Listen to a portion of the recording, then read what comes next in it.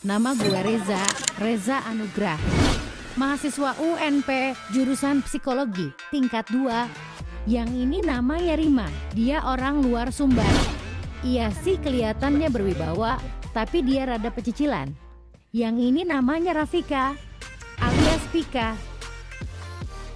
Alias Pika Pikachu. Termasuk cewek yang imut dan mungil. Nah, yang satu ini Fitri kayaknya dia lahir pas lebaran, tapi gak tahu juga sih. Nah, terakhir, yang ini namanya Manda. Dia juga teman gue, seperti yang lain. Kelihatan pendiam padahal prik. Dan kalian mau tahu gak alasan kita semua jalan bareng? Ini semua berlandaskan dari satu hal yang fenomenal. Selamat pagi semuanya. Pagi Bu. Nah, sekarang gini nih, kalian udah pernah dengar nggak sih apa itu komunikasi? Belum apa tuh? Nah, jadi komunikasi interpersonal itu adalah proses pertukaran informasi, ide, pendapat atau gagasan kita antara dua orang atau lebih agar kita itu bisa mengerti satu sama lain.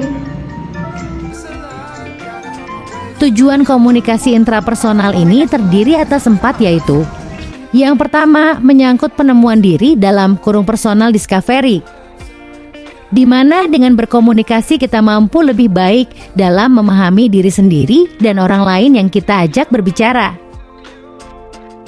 Yang kedua, tujuan kita berkomunikasi adalah berhubungan dengan orang lain, membina dan memelihara hubungan dengan orang lain. Yang ketiga, dalam perjumpaan antar pribadi sehari-hari kita berusaha mengubah sikap dan perilaku orang lain melalui komunikasi interpersonal. Dan yang keempat, kita menggunakan banyak komunikasi untuk bermain dan menghibur diri dengan orang-orang yang ada di sekitar kita. Jenis komunikasi interpersonal ini terbagi ke dalam 2 kategori dasar, yaitu: yang pertama, komunikasi verbal. Komunikasi verbal adalah komunikasi tulisan atau lisan yang berupa kata-kata yang diucapkan langsung, bisa dilakukan secara langsung atau face to face dan dengan perantara media lain seperti telepon genggam.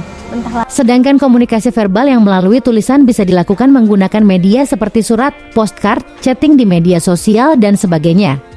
Yang kedua, komunikasi nonverbal.